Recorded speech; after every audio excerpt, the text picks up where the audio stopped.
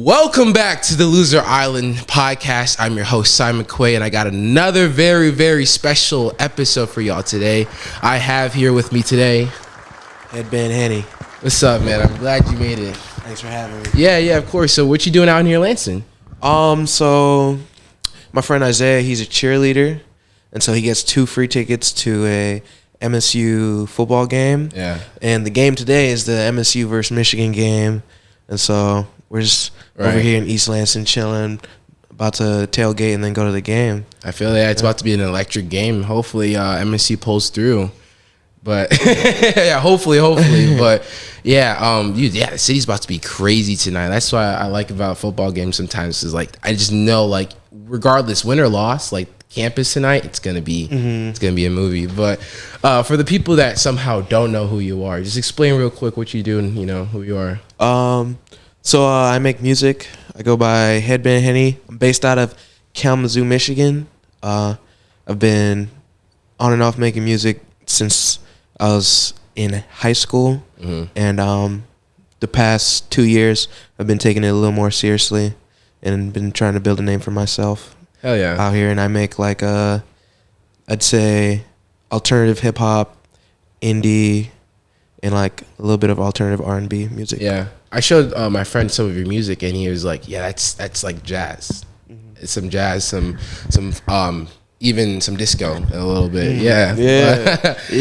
But it's funny though, cause like the reason, like the first time I ever saw you, I was just scrolling on Instagram, and then it was just like, oh, help this 42-year-old trying to blow up and trying to make his music career. And I'm like, damn, this nigga 42 and he's in Michigan. And then I found out you weren't 42. But I was like, but that was funny though, Yeah. It's a good marketing strategy. How long have you been doing those like ideas?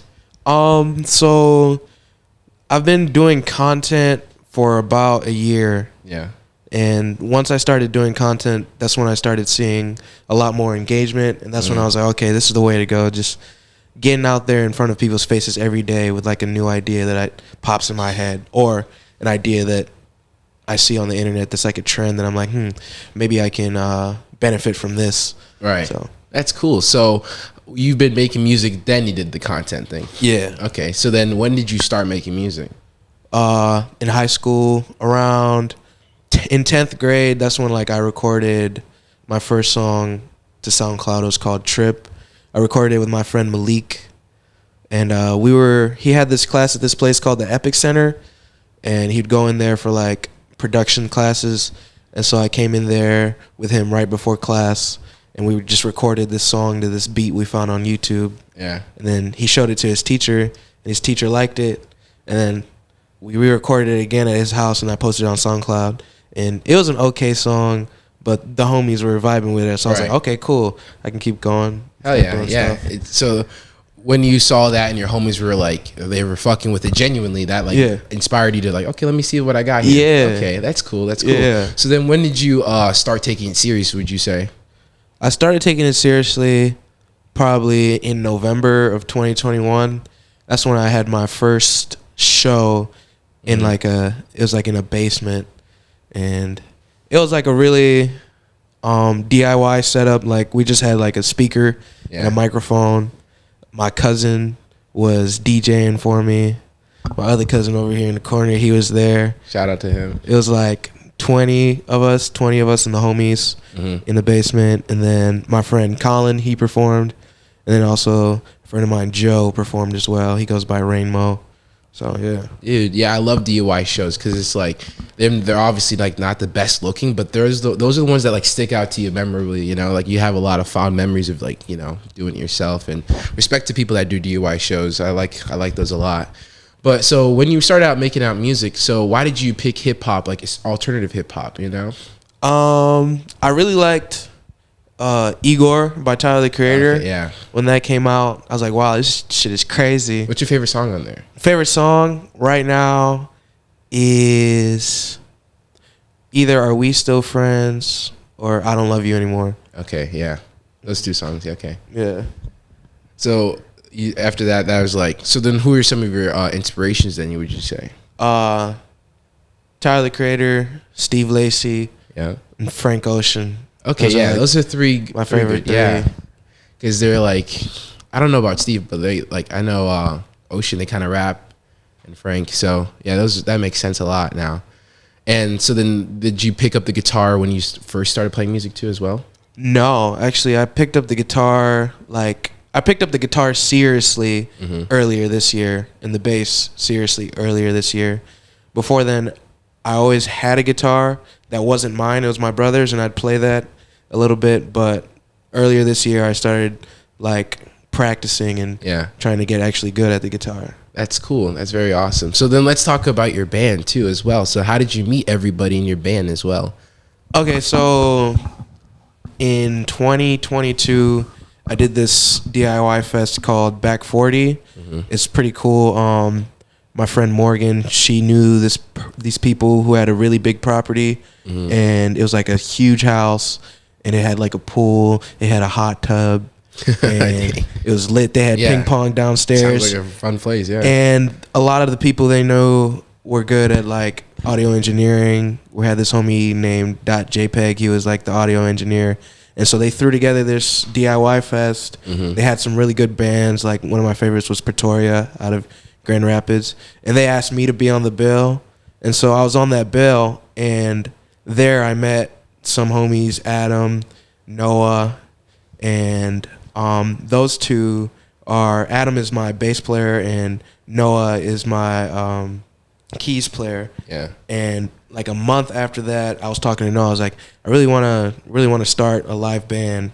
I really want to get like a live project going. And so he helped me out. And when we were practicing at Adam's house, their roommate Ryan, he was hearing us practicing. He's like, yo, can I run some drums with you guys?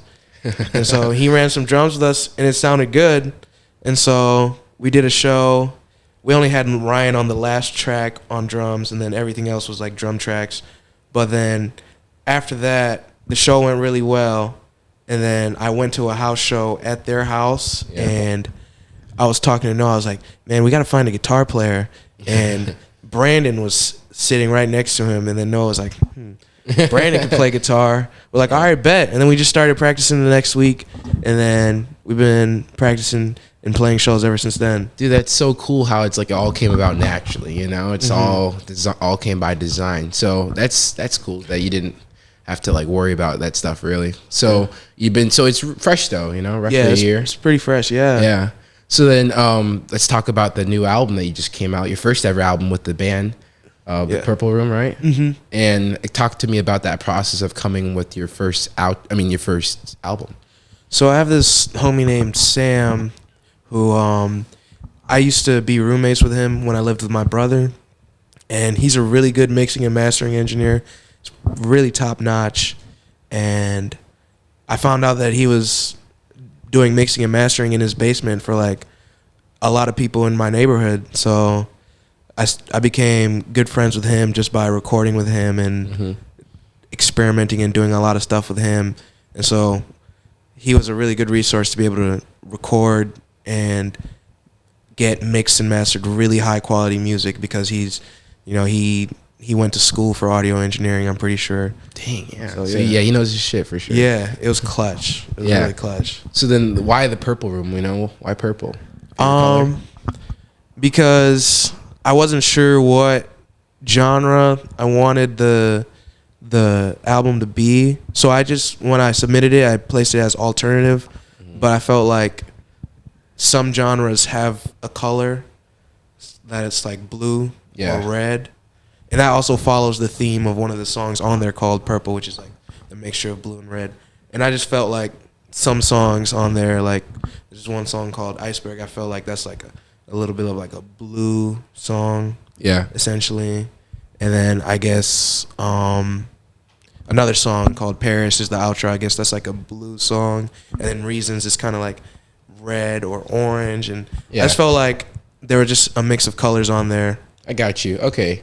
So that's cool though. So it's a mixture of some songs are blue, some songs are red, and then together you get purple. Yeah. And that's what you were thinking when coming with this album? Okay. Yeah. I see. So coming out with the first album, like how long would you say it took you to come up with that? Because, you know, was there like any stress, nervousness of like, you know, Because like, you know, some like for me, for instance, I'm like a perfectionist kind of, like I want things to look a certain way, come out a certain way. So yeah, did you feel any of that when you're coming out with this album? Yeah, I was really nervous to release it. I was really nervous to release it. Yeah. I didn't even know what I was gonna call it until like the month before. But one of the tracks, Purple, I was like, I felt like, because like making the album, I wasn't thinking about Purple all the way through until like the last month before it. And I was like, this kind of makes sense with like the vibe on here. And so it was kind of like a spur of the moment decision. I went with my friend Will and my homie Chris. We went to Bronco Productions, which is at Western Michigan, and we took the cover art, and I was like, this sits right. This feels right. Okay. Yeah, okay, that makes sense. That's cool then. That's cool.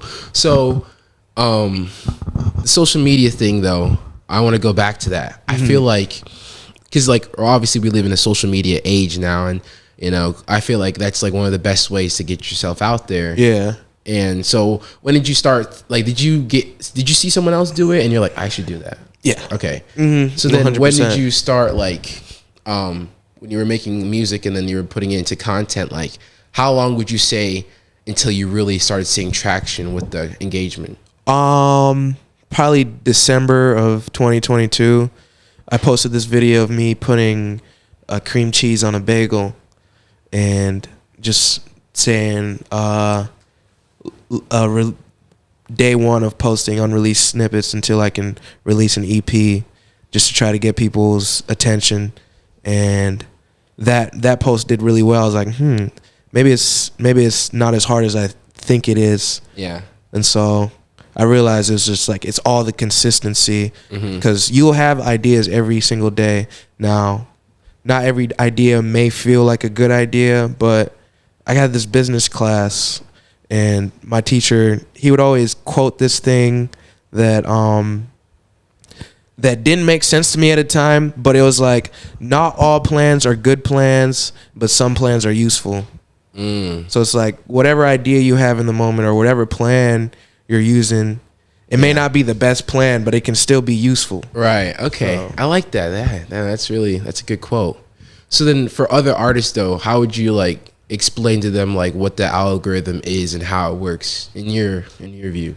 In my interpretation of the algorithm, it's like, you first got to gather your pod of people, and you got to gather your target audience, and then essentially your target audience will keep finding itself, because Instagram will be like, okay, this demographic of people enjoys this type of content. We want to keep people on this app. We're going to send this content to like-minded people like this. Right. And just so on. So like I've noticed for me, whenever somebody comes up on my feed, the first question I'm like is, who is this? And did I enjoy this or did I not enjoy it? If I enjoyed it, I liked it. And once you like it, Instagram is like, okay, they like this content. We're going to bring them more of this content to have them stay on the app. Okay, I see. So you have to first figure out who you're targeting it, for. And then once you figure out who you're targeting it for, you're going to like, appeal to them so that way they like it. And then Instagram will be like, oh, these people like it. So then maybe these other people will like it who are similar to those accounts. Exactly. And then so on. Okay, that's cool. So, man, when would you say that you saw like a huge influx of numbers on the music? when I said I was like the 40-year-old. You really that way? Yeah. Because a lot of it, I mean, it's the glasses. maybe it's the glasses. Yeah, maybe the glasses. I put them on. I was trying to act old. Yeah, and it was at first it was like, dang, all these people think I'm in my 40s, and I felt a little bad. Yeah, because I'd get comments like, keep going. Oh, black don't crack. Let's go. Like, people were hyping me up. Right. And I'm like, dang, like, I just lied to them. Right. And it wasn't even like that serious. Like, when I posted it, I wasn't like, oh, this is going to blow up. It was just like, oh, man, I just got to post something for today to stay consistent and feed into the algorithm. So it was a mix of that, and it was a mix of people's like, oh, this nigga ain't 43. Yeah, right. What is he doing? So Did you get DMs from people be like, oh yeah, like oh dang, yeah. That must be rough. I got DMs from people. they weren't terrible, but Okay. it was just like some people were upset, and I was like, I'm sorry. Right. I'm sorry. Hey, I'm just trying to entertain you. All right? Yeah, like I did not take it that seriously. No, but hey, it works. I figure, I catch myself doing that. Like sometimes, like the posts you think are gonna do really good don't do as well, and then the posts are just like, oh yeah, just throw it up there. They blow up, and you're just you can't even explain. You're just like, I'll take it. Exactly. Right? Yeah. Yeah. That it's funny to hear that. Okay. But yeah, I've been talking to another artist, Atomic Royalty. He's been on the podcast before. Shout out to him. And he inspired this question, and I wanted to ask you because you make music, and I wanted to hear another artist's opinion on this. So we were on the topic of like other artists and YouTube beats, and he was explaining to me how he doesn't like it when artists take YouTube beats and then re-upload them. Mm-hmm. And I was saying, like, why do you think like that? Well, he said, like, one, it's just not professional. He's saying it, and it also just looks like lower quality music for you to re-upload someone else's beat. But I was trying to do like a little bit of a devil's argument where, like, you know, if you don't make music, you never produce music, and if you don't know anybody who does that, you could just use YouTube. Because, you know, if you're posting it on YouTube, you want everybody to hear that beat as a producer. But obviously, if you're gonna use someone else's beat, I feel like you should ask for that producer's approval first before you upload it. But yeah, what do you think about that? You know, is YouTube beats the way, or you know? So I don't really use YouTube beats right now. I have a in-house producer named Jack, and also Sam produces for me as well. But I've used YouTube beats before, and when I use YouTube beats, I'd have to pay for the license through this thing called BeatStars. Yeah. And so that at least the producer's getting paid. So I kind of understand what he's saying, because, like, I mean, making music is an art form. Say you spent X amount of time on a beat or X amount of time on a painting. Mm-hmm. And so, like, YouTube is like, I wouldn't say like a digital marketplace, but like it almost is. It almost is. Yeah. It almost is. And so say you're in your house, you painted something, and then somebody just comes in your house, or in this example, somebody just comes on your page and downloads the beat or YouTube's the MP3s it, versus somebody coming in your house and just taking your painting. It's like stealing, essentially. And so stealing is bad. That's illegal. Yeah. You shouldn't be stealing. Of course. So not. If people are stealing the stuff, I do think that that's not good. But I think YouTube beats are also useful for people who don't have like a producer around them. Yeah. And as long as they're doing it ethically, I think it's fine. Yeah. But I don't agree with it if they're just taking the beat. No, yeah, I agree with that too. He also said it like you kind of said it on it where like it's okay to use it, but he was saying more like it's more of like a practice thing, you know, like it's okay to use it for practice, but like I don't think it's okay for you to fully upload it, even if, you know, if you got that's his opinion, even if you had the producer's approval. Oh, yeah, he would even want you to use, because he's more on like, you know, originality and like you doing it on yourself, which, you know, if you are a musician, I can understand that, and I respect that for sure. That's where I don't agree, because I feel like, I mean, if you're in a label, right, and you're a rapper in a label, and they're like, here, we need you to make 5 songs, we have X amount of producers, and you can shop through this file of different beats. You know what I'm saying? Yeah. You're not in the original process of those beats. You're just finding those beats from the producers at the label, and you're figuring out which one works for you. Just like on YouTube, where it's like you look up a Isaiah Rashad beat. You want to make music that emulates kind of like Isaiah Rashad's crunk Memphis sound, and that's like the sound that you're looking for. It's easier to find a sound that you align with through YouTube beats. Yeah, 100%. Yeah. So I feel like there is still some originality, because you understand what type of music you want to make and what aligns with you. So yeah, there's both sides. I definitely see there's definitely both sides. I definitely see his side, because I mean, I've noticed the beats, the tracks that I have that are in-house produced, I feel like those are better, because I can tell Jack, or I can tell Sam, like, I don't like this here, but I want this here. Yeah. Or I want to lay down this bass line at this time and this and that. So like, I definitely think the music is definitely more original when it's in-house produced, and that upgrades the quality of it. But some people, like, there's a lot of people on, have you ever heard of the app BandLab? Yeah, of course. Yeah, there's a lot of people in the underground who are using YouTube beats on BandLab who are popping. And essentially, what music is also a business. And you have the consumer and the person who's selling it. Right. In this case, the BandLab artists are the ones who are selling it and trying to promote it to the people. And they're using these YouTube beats. All that really matters is how the consumer feels about the music. And if that is true, the music puts them in a good mood and they like it, right, and the one who's making it feels good about that product and that product is selling, then at the end of the day, it's not that deep, in my opinion. Yeah, and that's what when I brought up that argument, not to that guy, but to another friend, he doesn't make music. He was just like, he said that. He's like, if the song slaps, the song slaps, you know? And so that is what you're trying to do, is make good music. So I agree, I see it from that point of view. Like, you know, if the song slap and it's a banger, then of course you're going to put that out and get all the attention you want from it. But at the same time, though, that's a big if. You know, it's like not every song is going to be, especially like, I don't know, depends on the beat and stuff. But, you know, it's like the chances of it, I think, from a YouTube beat and you going from like, you know, from like a hit single from a YouTube beat, chances are like really low. I don't think so. But yeah, I don't know. So let us know in the comments what you guys think about that. YouTube beats as an artist, would you use them? You like them? You don't? Let us know. I'm pretty sure that Old Town Road was a YouTube beat. Really? Yeah. I'm not surprised though. And that one of the biggest songs of all time. Yep. But that's rare, you know. Very rare, yeah. Yeah, Lil Nas X. If you guys are watching, make sure to subscribe, comment, like. Subscribe. Yes, listen to all of his music. Link will be in the below. Yes, sir, Loser Island. All right, but back to the show.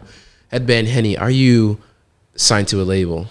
I am not signed to a label. Okay. I am an independent artist, and that's what we like to hear. We like the independency in music. But why not? Have you talked to labels? You know, are you interested in signing one? Or I have been contacted by labels in different distributions or distribution firms, or I don't know what to call it.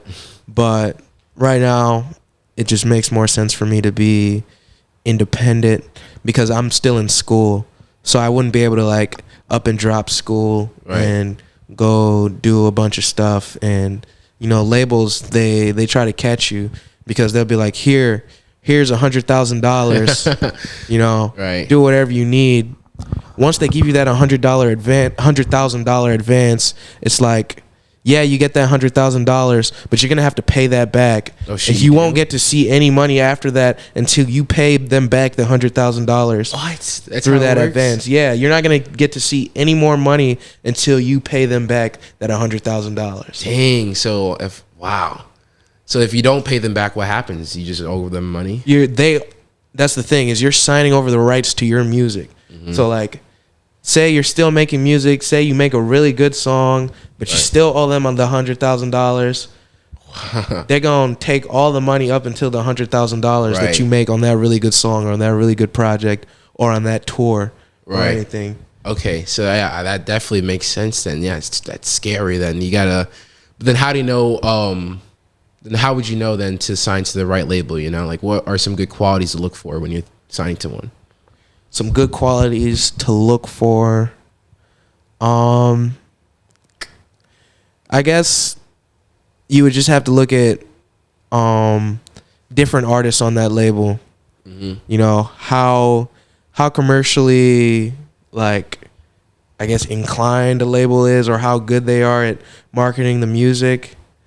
If they're doing the work for you, you will make that $100,000 back to give to them, and then you make more money on top of that. But if they're like, okay, here's this $100,000, you got to do all the work, you got to do all the marketing, you got to do all the TikTok, you got to do all this and that, and then you barely making a return, then you're just stuck. And they're like, we know we're gonna get this $100,000 back. We just put this gamble out. Maybe this artist doesn't do well, but they can do that. They can throw that out there because they're like, we're not really sure about this artist, or maybe they could. It's always a gamble in the music industry. Somebody could fucking die. Right. You know what I'm saying? Like, or somebody could lose their voice. Somebody could go through a hardship. You know, so like for labels, it's always a gamble. So they have to have a guarantee. They can't just throw out this money and just like, you know, they can't just throw out money willy-nilly. Yeah, I get when they throw out the money, they have to like know it's a product. Yeah, and expect the return. So you just have to look at a label that's like there for the artist versus the money. Yeah, okay, that definitely makes sense, because, you know, why would you want to sign to someone that doesn't care about you? It's like, it's almost like dating a girl that doesn't want to like you, you know? Exactly. It's like you're putting all this energy and effort into something that, like, you know, and it's like when she, I don't know, but yeah, that's a good analogy right there. So, have you ever thought about like starting your own label? Is that something that interests you, or? I thought about that. It wasn't like, it never came into fruition, really. But I started this collective with some homies called Cage Lotus, and like it was kind of like we wanted to emulate like Odd Future and like ASAP Mob, where it's just like a bunch of guys who make music in the same area, right? And like kind of like the same niche, same genre, same audience that we had that we could bring together. And it was working for a while. Like we were doing shows, we put on a festival and stuff like that. And essentially I wanted it to be kind of like a label where we get these artists and we help them build themselves up, but it never really worked out like that, you know. So, but is that something you would entertain maybe down the road, you know, maybe further down in your music career? After all the Grammys and all the how I'm thinking right now, probably not, because that's like a gamble. Yeah. It's like a gamble, you know, like music right now is so different than it was 10 years ago. And then in 10 years, it's going to be so different than it was now. That is true, especially with AI coming out. Exactly. Know? Yeah. Exactly. Those AI fuckers, man. Dude, it's bad crazy now, but imagine if it gets good. It's gonna change things. You can't Hopefully, even tell the difference. No, seriously, yeah. Hopefully it won't be bad though. Hopefully it won't screw things over where, like, you know, artists that aren't even real start blowing up. You know, that's it's like it's like a hologram. You guys go to a concert to see a hologram, but let's talk about the live shows. What's that like, you know, being on stage and performing live and stuff? I think that's probably my favorite part. My favorite part is the live shows and the live interaction, and like seeing people singing your lyrics. It's crazy. It's crazy, because I don't know. I've been to a concert and like I saw Tyler the Creator at Lollapalooza in 2021, and I was singing every lyric, and like the whole crowd was singing every lyrics, and I know he was feeling great. And then I've been able to do that in like a couple of basements. And where people are singing the lyrics back to me. I'm like, how do you know this? Where you hear this at? Right. It's crazy. It's it gives you that rush and stuff.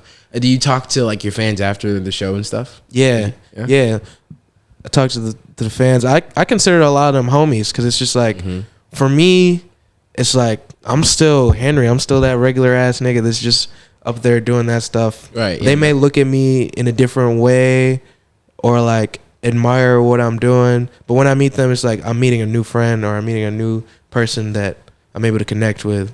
Right. I mean, yeah, if they like your music, you must have something in common. You know? Yeah, so, exactly. Yeah, I feel that for sure. So then, for the music, then, what would you say is like one of your biggest goals you want to accomplish in your career? Biggest goals I want to accomplish is just make this my regular job, make this the day to day, and be able to uplift some of my other homies who make music, because I have a lot of friends who make really, really good music. And you know, sometimes it feels like, I know I felt this before, sometimes it's like there's no way that regular people are able to do this, you know. It's like it seems so out of reach, but it's really not. If you just put the time and the effort into it, people will start to notice and it'll start to grow. Right. And so I just want to be like a beacon of hope to my homies who really make really good music. Like, I'll shout them out right now: Danny, Taxi, Helix, Peace, Andre. You know, there's so many projects in Kalamazoo that are just going so crazy, and like, I feel like Kalamazoo could be like a really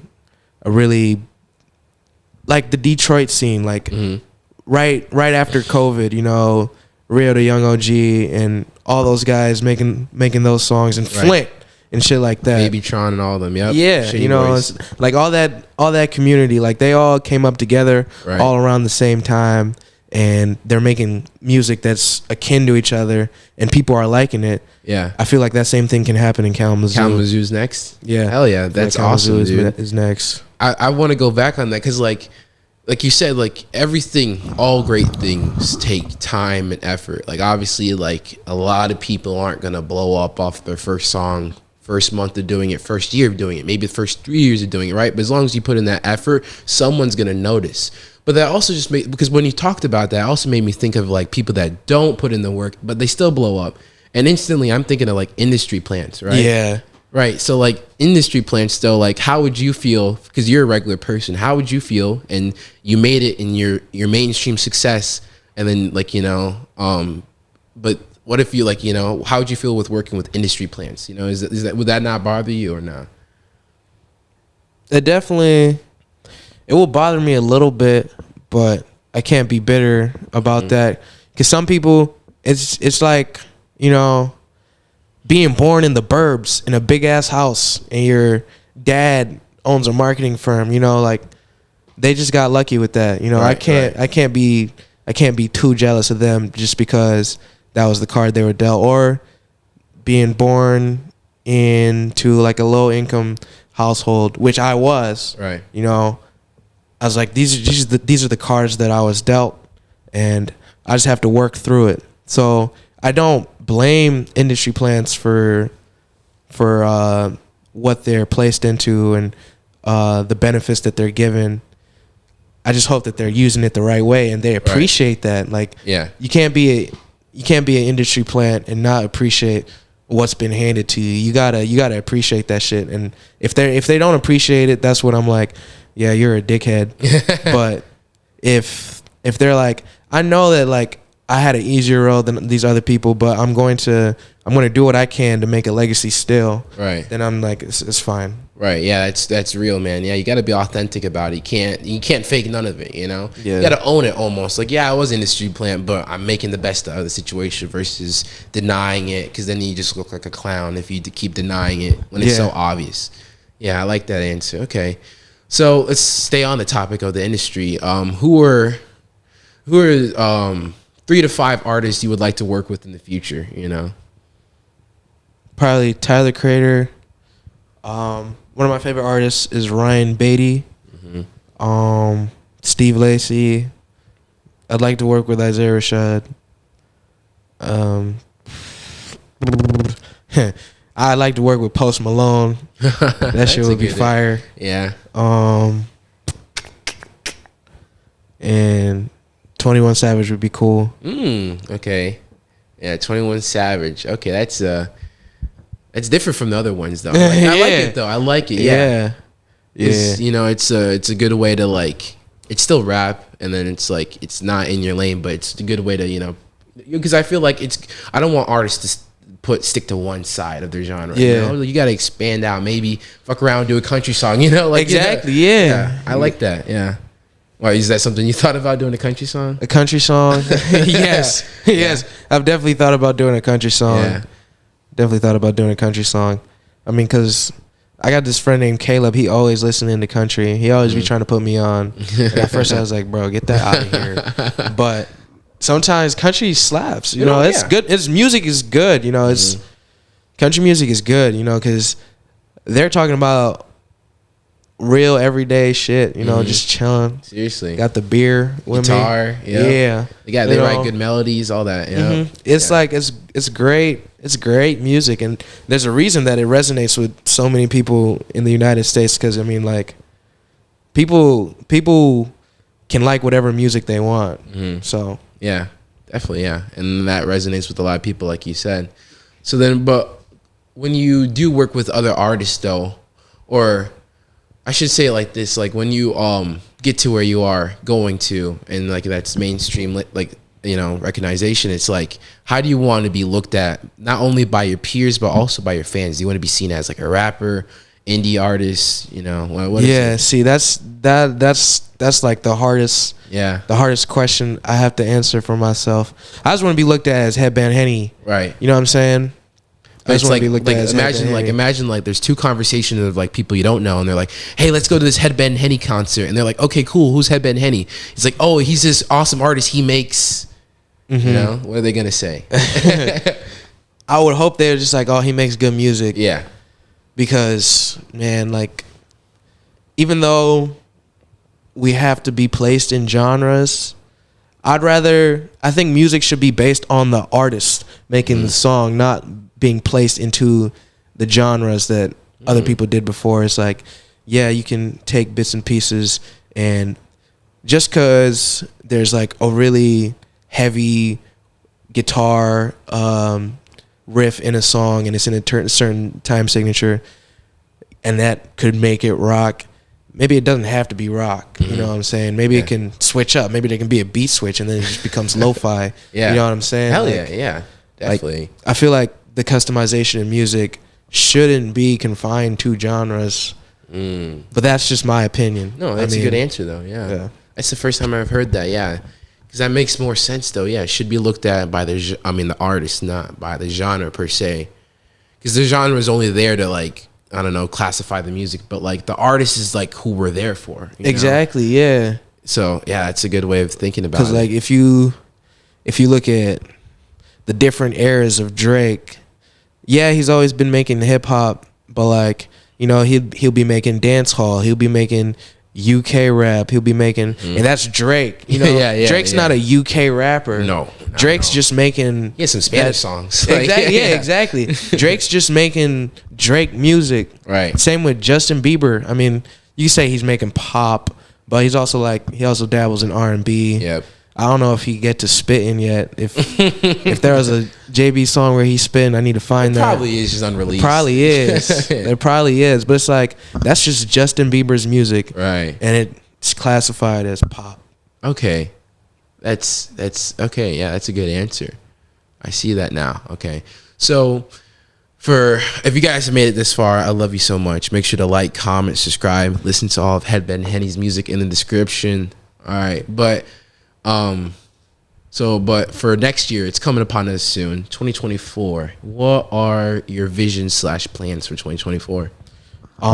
So right now, I'm just trying to do one single every month until I release my next 2 EPs that will be released next year, and do as many shows as I can, maybe a tour, hopefully in the spring. And yeah, just keep building momentum and keep building a listenership of people who enjoy the music that I make. Hell yeah. So when you're saying tour, are you thinking like a Midwest tour? Like okay. Definitely Midwest. Hell yeah. Yeah, I like that. What are the, I don't want to say struggles, but like I feel like there is kind of a struggle being a Midwest artist at sometimes, because it's like we're not close to LA. We can't just go to LA and drive there. Closest we got is Chicago or Detroit. What I feel like, for at least for me right now, is having Kalamazoo. I feel like Kalamazoo is a hot spot. Like, there's from Wednesday to Sunday in Kalamazoo, there's always like a house show going on. Really? Yeah, there's always a house show, and there's always people popping up. Maybe like 50, 60, or 70 people popping up to these shows. And then, you know, we have Bells that brings in like pretty big artists here and there. And so the music scene, being in Kalamazoo, is the next best thing, in my opinion, to LA, because you can really build a loyal fan base here, where if you're in LA or you're in Atlanta, it's saturated and it's just competition. Yeah, for sure. Kalamazoo is a community. Flint, I feel like a community. Yeah. Detroit, more so a community than LA. Right. Because LA is like, anybody who's making music and like get some momentum, they're like, all right, we slide into the Bay area and we're about to go big. Right. Everybody's thinking like that, where it's like build your base here, build your base at where you're at, and then move from there. That's how I feel like it should be. Yeah, that makes more sense then. Yeah, instead of just trying to jump over there, it's just like build it over here, and then once you have something, then you move, and then because then that way when you move, people aren't leaving. You know, the same people that were there in the beginning are still exactly, and people are gonna listen to music everywhere on planet Earth. You know. People still got MP3 players and shit. Literally, yeah. You know, they still gonna listen. Shuffles. Yeah, they still gonna listen to the music though. So like, exactly, yep. Wherever you're at, you can build it wherever you're at, as long as there's people to listen to the music. Okay, I have a good question for you. A good would you rather? Would you rather have 10 albums out and they're commercially successful, every single one of them? You're gonna make a lot of money, but only 4 to 5 of them are good, quote unquote, good albums, versus would you rather only have 4 really good albums, everybody says it's amazing, but they're not as successful as the 10? It's a hard question. Yeah. Because at the end of the day, I also look at it like this is also a job. This is also something that I want to take care of my family for different generations, and I want to make sure all my people are good. 100%. And like money is the way to do that. Assets and shit like that. Yep. Money doesn't sleep. Yeah, I mean, it's a hard question because I can see both ways, and I respect both ways, because it's like the way I think of it, it's like I don't know what rapper only has like 4 good albums, but like someone like Drake, he has a lot of albums. But is every single Drake album a masterpiece? No. Hell no. But is he making a bank every time an album comes out? Yes. So it, you know, but then it's like, so it's kind of like money versus legacy, and you know, both are important. Obviously you would like to have both, but like, you know, it's basically, you know. Yeah. But also money isn't everything. So I'll probably pick legacy, honestly. Yeah. I'll pick good albums. The 4 good albums, because I mean, like, a lot of artists who we can talk back to industry plants. A lot of industry plants that, like, have you ever heard of UMax? No. Exactly. Yeah. But they were like really big in like 2017, and this is not like a shot at UMax, whatever. They were really big, but they were a industry plant. But like now, like people forgot about them, but they made a lot of money and then dipped type shit. So right. I mean, Lil Pump. Oh yeah, 100%. Yeah. Lil Pump, he made some stacks, but like nobody is talking about Lil Pump today. Nope. At all. But people are still talking about Frank Ocean every fucking where you go.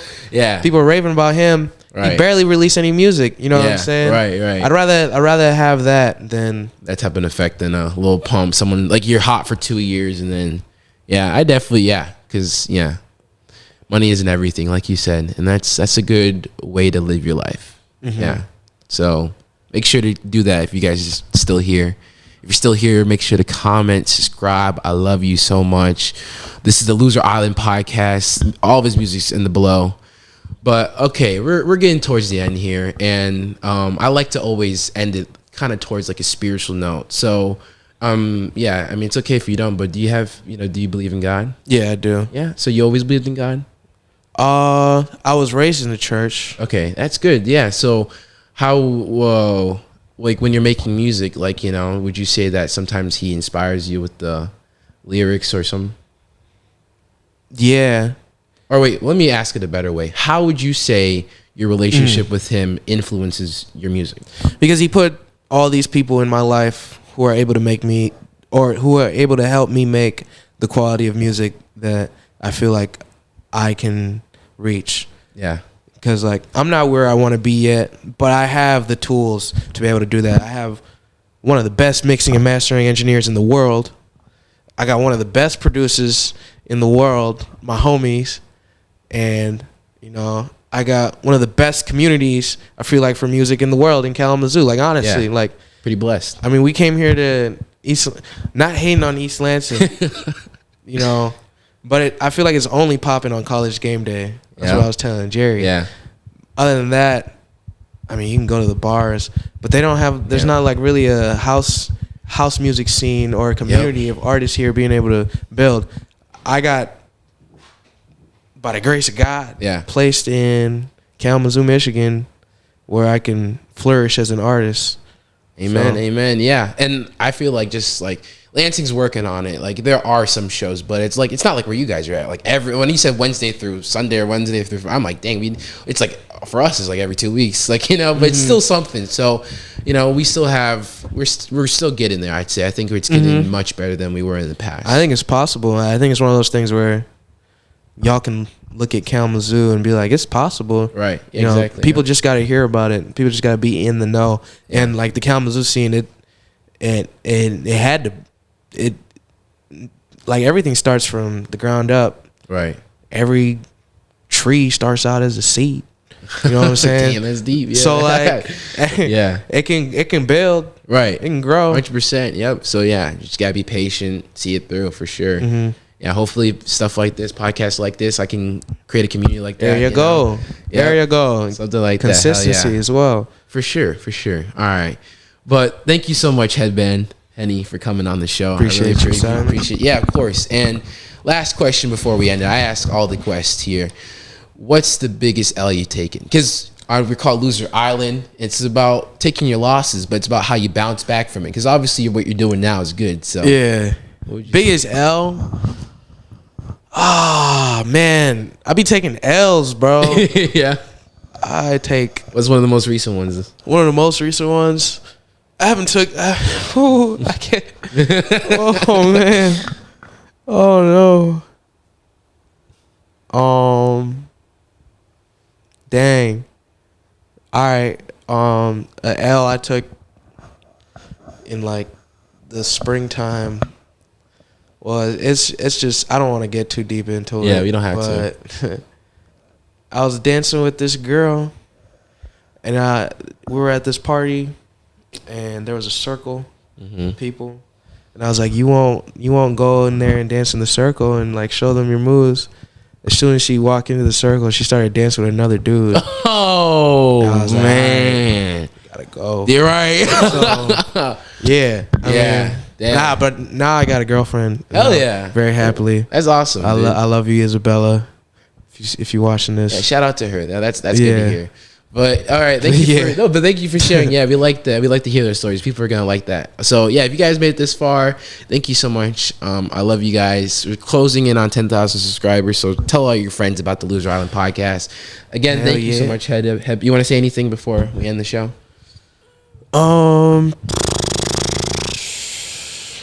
Go blue. Yeah, man, you can't. All right, yeah. Make sure to listen to his music, man, and subscribe. And peace.